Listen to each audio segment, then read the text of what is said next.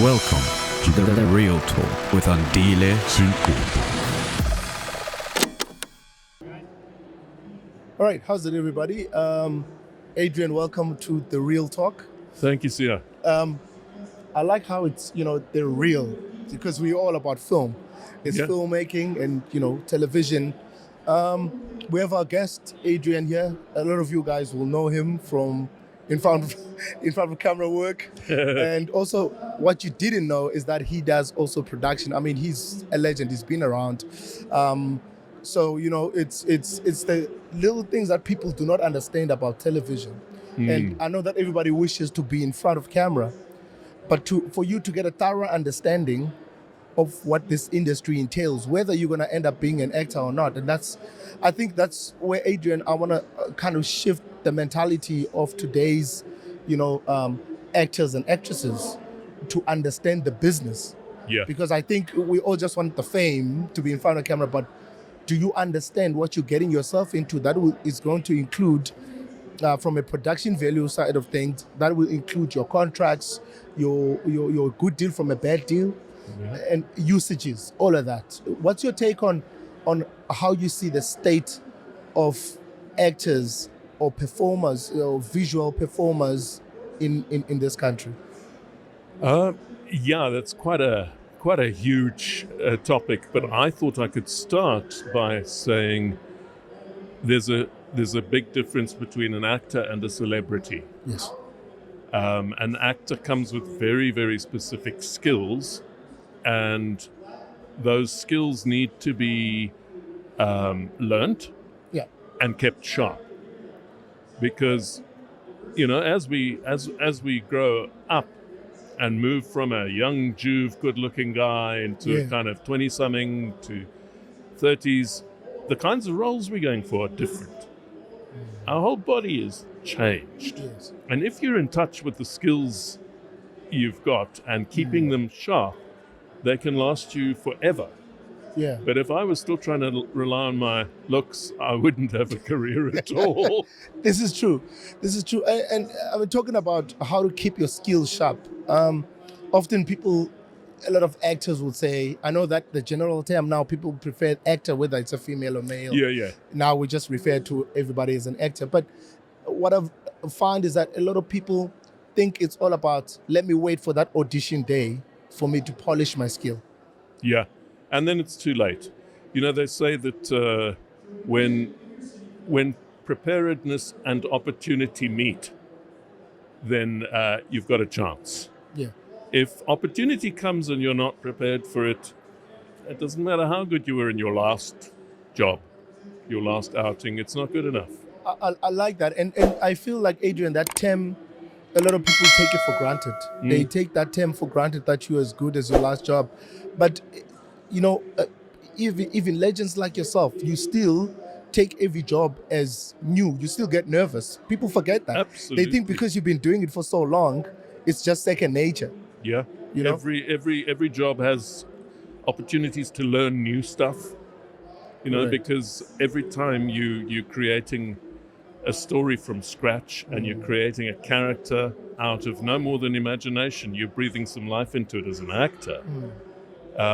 And it's always good to understand how all the moving parts that make a film happen are, how they work. So I've always told students that if I've had students, that you'll get far in life if you can do whatever you can do within your power to make somebody else's job easy. Yes, correct.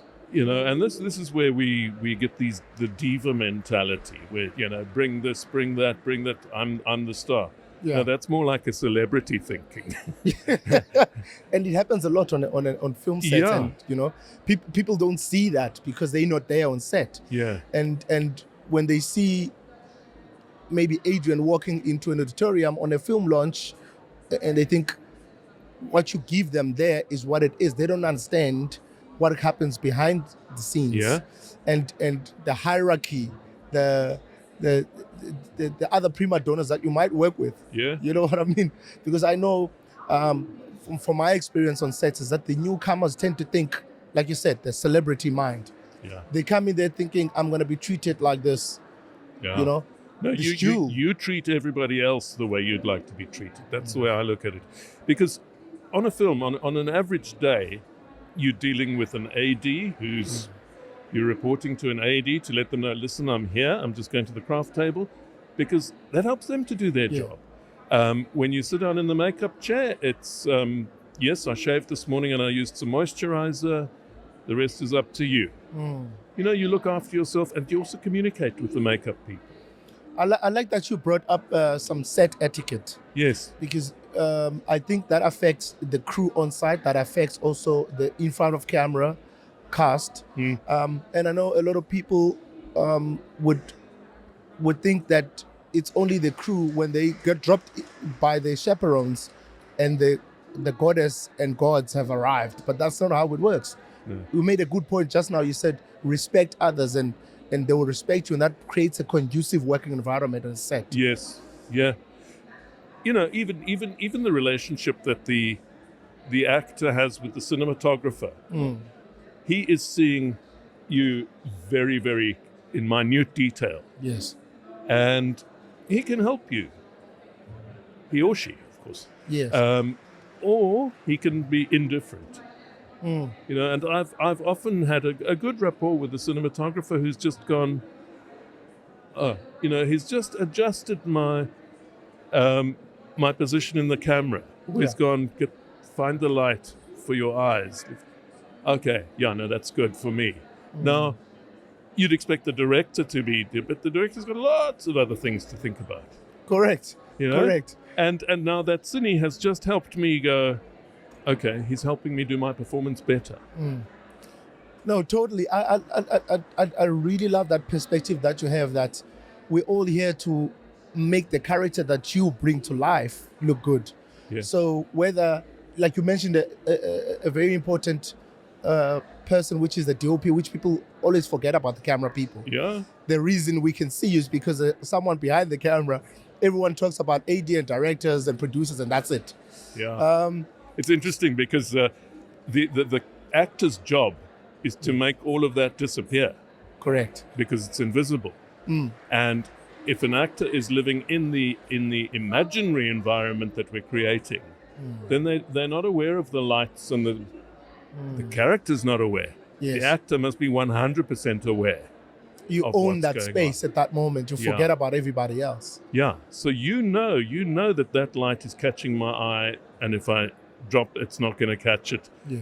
You know that if I do this with the lapel mic, it's going to freak out the sound guy. You know, you know who is helping you to do your job. And what Adrian is saying right now, that's exactly what we were talking about, understanding the business. It's not just you being told, stand in front of the camera, stand in your position, there's a mark on the floor. Because you understand that I'm here to bring a character from a script to life. And all these people, their jobs matter. Yes. You know, if a makeup artist keeps running in and saying, you've got a little tear here or shine, you can't keep saying, hey, you interrupted me. You understand the perfection that goes behind everything. Now, Adrian, I just want to bring us back to, while we're here, if I were to take our audience into this space that we're in today, where it's the Africa Fame Week, and here there's a lot of performers, storytellers from all walks of life. And this brings me to my next question to you is, if you were to take a moment, close your eyes and think about where the state of our industry, whether it be telenovelas, whether it be film, or maybe commercials, but we're going to stick on the longer form, which is your field. Where do you think we are in terms of where we were when you started? And be careful when you answer this, because I want you to bring in elements of the professionalism. Also, how that has changed in terms of equity. Remember, this is work. This is business. Yes. So being an actor means it's your bread and butter. How has that shifted in terms of this being in this industry as a permanent person that is in the performing arts, making means for a better life? Yeah. Wow. I'm trying to think where best to start. You know, when I started, we had one television channel. There was no pay TV. There was one television channel. TV1. I mean, it was just SABC TV. Yeah. Then it became SABC 1, 2, and 3. And there was, I think one of them was called CCTV. Simunye. No, even before. Community. Yeah, CCTV. CCTV. Yeah, correct. Community content, whatever. And that was the aspirant channel where the old South Africa was being left behind for the new, even though we were still in the pre-democracy era. Yes. Shame. We were there. You know, we can't pretend that it was never there. Exactly. And actors would therefore not have a lot of opportunity on camera. And we made our living a lot on stage, in theatre and so on. And eventually we would be doing corporate theatre and industrial theatre, taking little plays to, let's say, a mining community to kind of communicate certain aspects of the job, but through storytelling. And so those were the kinds of jobs we found to put bread on the table. Of course, that's exploded. Certainly post-democracy, and also as we enter the digital age, opportunities are very much more, but it also means that standards can slip. You know, where the entry level used to be pretty high. Yeah. Then you got people who could afford to be producers were the producers. Everybody else got left behind. Now, anybody who can get together a little bit of gear can make a movie. We need to look at how to keep standards high. And I'm talking about things like operational safety standards. We are freelancers. You know, from the actors to most of the crew, all freelancers. Yeah, no, definitely. And so we have no protection under labor law, for example. If there are blatant safety violations happening all around you, who do you talk to? You know, there was that shameful incident some years back now where an actor went over a waterfall and plunged to his death. Yeah, a lot of those injuries at work. Oh, you know, and Terrible. those can and should be prevented. Terrible. But we can't just ring up the Labour Department and say, why don't you send an inspector around to have a look, yeah? I like that you brought up this protection and labor. I'll tell you what, not so long ago there was an outrage during COVID where everybody got assistance from the government. Yep. Except us. Freelancers. In the freelancers. Yeah. More especially in the performing arts. Yeah. Performance and visual arts. And to see a minister of a country saying, oh, we haven't accounted for that sector. And I was one of the people, Adrian, that were outraged by it. But I'm thinking we bring so much GDP Yes, we do. to this country. Do they understand that? Do they know that when we have a project or a shoot, hospitality gets a cut, crew and cast gets booked into hotels and B&Bs. Yes. Transportation, we rent out cars from all rental places to transport crew and cast.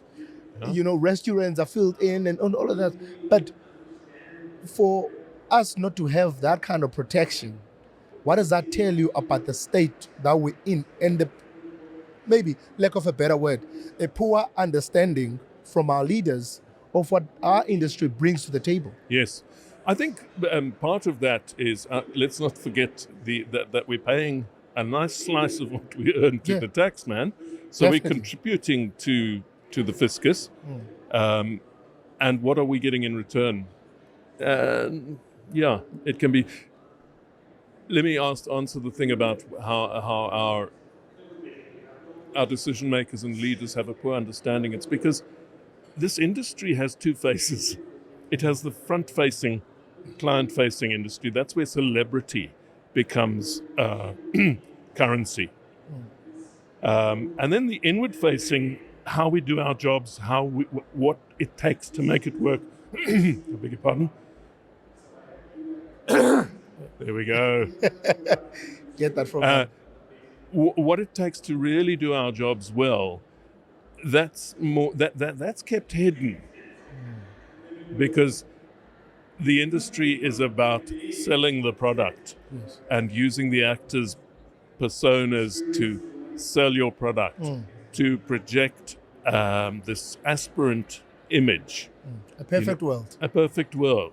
So actors get to wear lovely clothes and walk on this walk of fame when there's an award ceremony.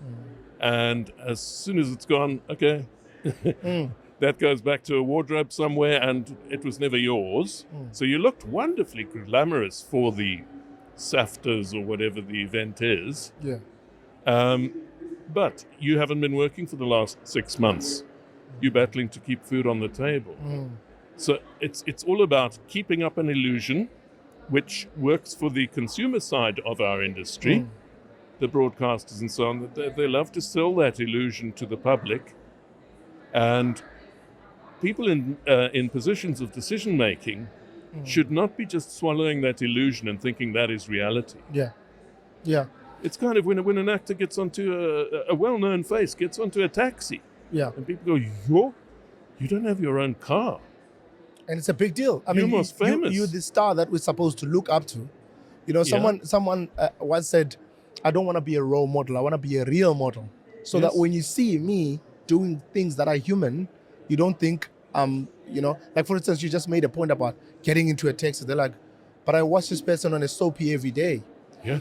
Now, Adrian, you brought out another very important aspect of this, where we just saw not so long ago from Hollywood, there was a standstill of writers. Sooner or later, the actors also joined in. And this is because I think our people need to be educated on who protects you. For instance, I know from being behind the camera as a director that cast members, actors, are eligible to usage fees. They're eligible to, our industry has no medical aids or anything, which is something that Europe and America have managed to kind of build up, that you are protected. But our people have got this knowledge of this, what do they call it? They've got this perception that casting agencies are your lawyers, are your protectors. You know what I mean? It's like, I've got a casting agent, and you expect that the casting agent will fight for your rights, will fight for this. Again, talk about the people who get injured on set. Who protects them? People forget that you get replaced just like that. Yeah.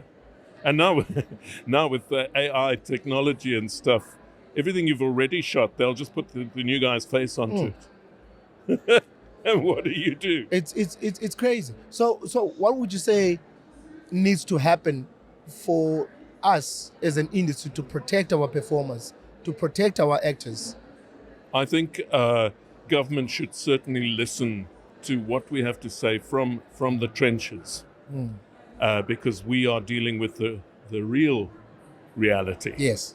And the perceptions they might have of the industry being run by suits in offices.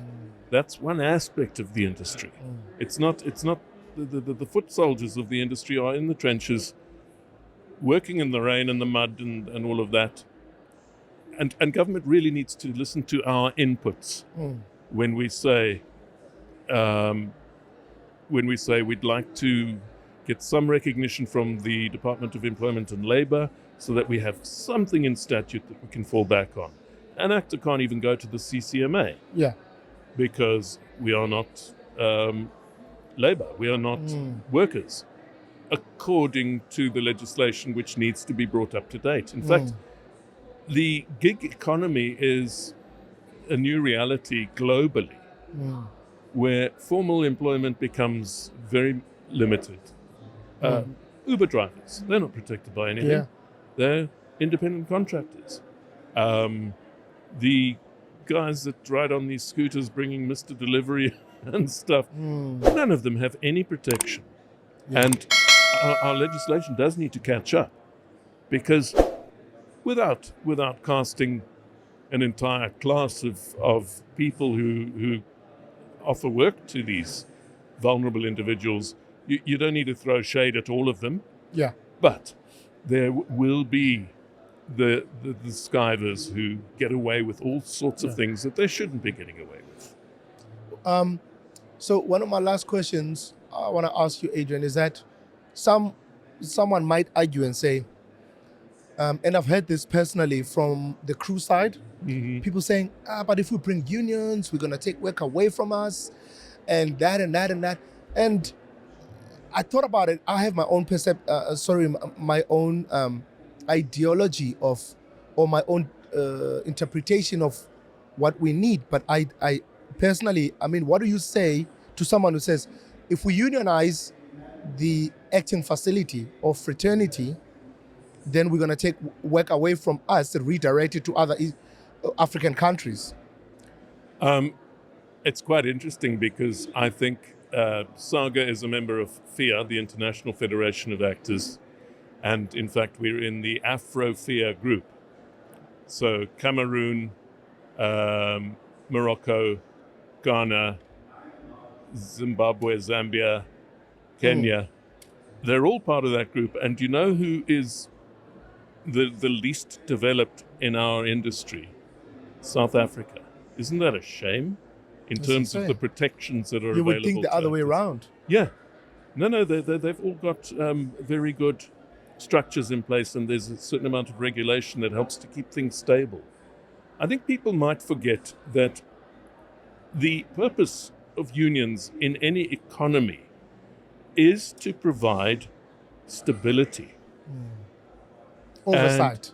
And, it's to provide stability within a market, so that investors, they know they're investing in something that is stable.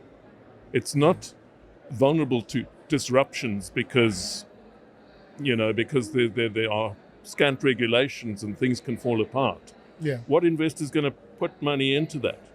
But if you can say, this is stable, the representatives of all of the people sit down every 3 years and talk a new contract, adjust everything to the new realities that emerge all the time. Yeah. And they sign deals, and we go forward, all knowing what we've agreed to. That's what the purpose of unions is. Let's think of mine workers going into very, very unsafe conditions. And rightly, the unions go, this can't happen. And the mine bosses should also go, hey, how did this happen without us knowing about it? True. So there's a place for regulation. Yeah. And I don't believe that more regulation will chase work away. Yeah. I believe in the greater scheme of things, the adequate amount of regulation will keep things very stable and quantifiable and predictable. Yeah. That's what money likes. It likes to have certain. I always say that in any industry, whether it's ours or markets or corporate, an oversight is needed. You need a chief whip to say, guys, get into line. So I agree with you there. A last question I want to ask you, Adrian, is looking at the space that we're in here today, with all these creatives and storytellers that are here, I had a mentality long ago that I don't like these congregations of filmmakers just all about talking and talking, to a point that I did away with film festivals. Someone also has the same mentality as me. What would you say to a person who says, I've given up hope from all these congregations of let's meet up, let's talk, let's look at what you've done, let's screen your film, because someone might argue and say it's all talk.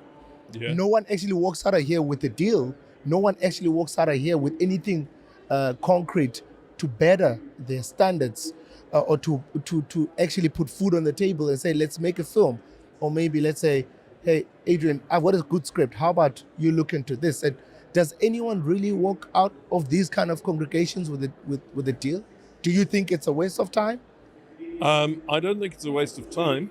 But I do understand why people can walk out of this with having met people and there's no deal in place, is because of the unpredictability of this business and the fact that you can't take anything on face value.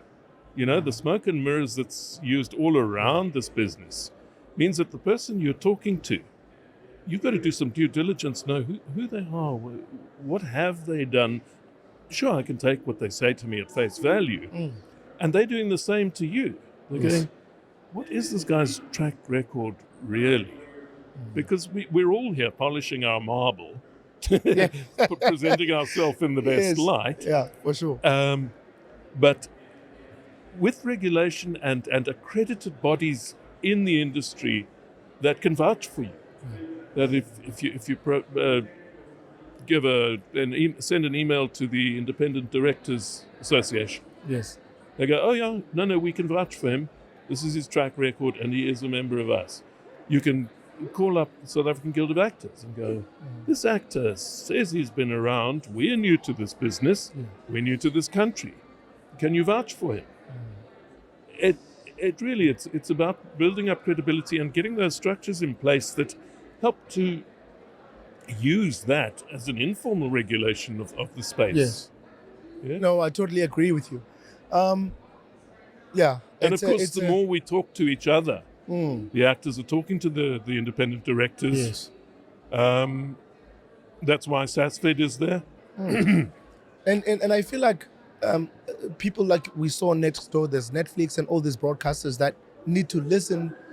It's a pity that we don't see any representatives of our government spheres, which is the province or the national, who should be here supporting this kind of initiatives, you know? I see Westgrow are here.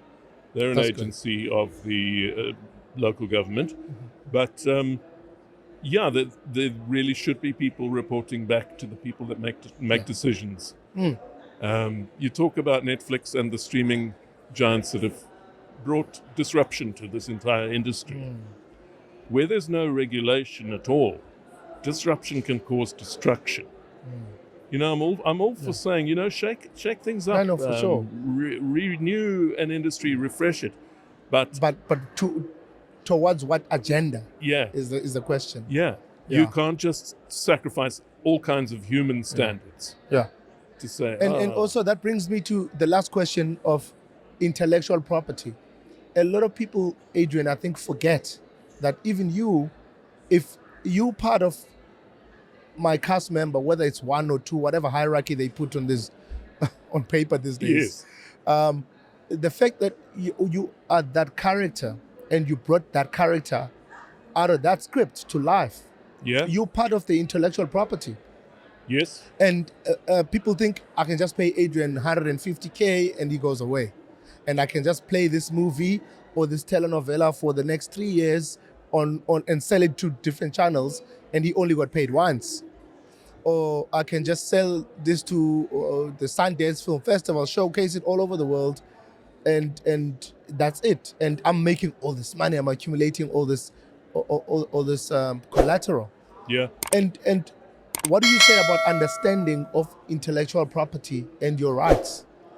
Yeah. I think many young actors and many people in the greater public don't understand that an actor has no legal claim to their own image in South Africa.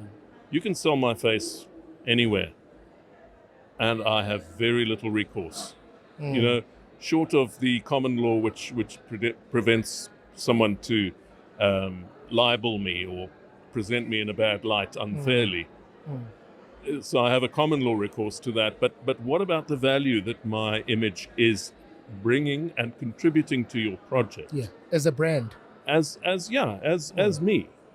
It's very difficult for me to speak about brand because I think that starts moving into celebrity territory. Okay. But we do need to keep it in mind that my face and my voice and my physicality are unique. Yeah. And the way I interpret the character that I'm breathing some life into is completely different to how somebody else would be doing it. Correct. So now once it is there as part of the film, it is a unique contribution. And it forms part of the total intellectual property that a film represents. Film is a very interesting art form in that it consolidates many different pieces of intellectual property, from the source material and the script to the soundtrack, the music, the picture itself, and that's why all the rights get in a contract consolidated into the producer's hands. Yeah. And the producer is considered, for legal purposes, the author. But that is something of a legal fiction, because we all know that the producer didn't write the script. He's the architect. He's definitely not the architect. So it's a necessary fiction, so that the producer that can then take this bundle of rights and transfer them down the value chain. But we mustn't forget that the actor is part of that value that has been injected into that thing. If you took that character out of the story, would the story still exist? Of course not. You know, and that's why when we hear, oh no, if actors are given royalties, well then we'll have to chase every extra on the planet. And you go, no, actors and extras are two different things. If you took one extra out of that background picture and put another one in, has it changed the story? No, it hasn't. But your characters that are helping to interact and tell that story, take any one of them out, the thing falls flat. Well, then there's intellectual property there, whether you like it or not. Yeah. No, I think as we wrap it up, guys, I think Adrian agrees with us that there needs to be some kind of reform in this industry and laws looked into for amendment. And that's a Bill of Rights and protection to our talent, the people in front of camera, the people behind camera. And that needs to happen as a matter of an urgency. Yeah. The Bill of Rights gives you and I a lot of rights that are not reflected in the law. You know, the fact that every person, every worker has the right to be part of a union or a representative body. And every employer has that right. Where does freelancers stand in that? We're not recognized in law at all. Yeah. The UIF that came to everybody's aid during COVID. Oh, we fell outside of the system. Sorry. Yeah. People died. Yeah. And people always say, why should I be an actor if actors always die poor? And we need to create a trust fund to bury them. It's really not right. And how do you build an industry like that? It's terrible. How do you build an industry where a career that you choose is not sustainable? You're going to reach your middle age and be a bitter person who goes, I've been done wrong. And I've been shortchanged. Thank you very much. That was Adrian. Thank you very much for joining us on the Real Talk. As you know, that IDA stands for transformation. We are championing also, the betterment of the environment of our film industry. And that's what we are advocating for, that everyone is respected and everyone is taken in consideration of what they bring to the table, rather than all this hierarchy that's happening. So thank you very much for joining us on the Real Talk. And we appreciate the organization that I represent, the South African Guild of Actors, it's not the South African Guild of Divas. It's coming from a place of we're all in this together. Yeah. You know, if we're in a boat that's leaking, are we going to sit there and wait for somebody else to bail the water out? No. Or are we going to actually do something to keep that boat floating? Correct. We're in this together, whether we like it or not. And it's a collective. It's a collective. It is. And nobody should be walking on anybody else who is part of that collective. Thank you very much, Adrian. Thank you so much for everything. I appreciate it. That you guys are doing as well.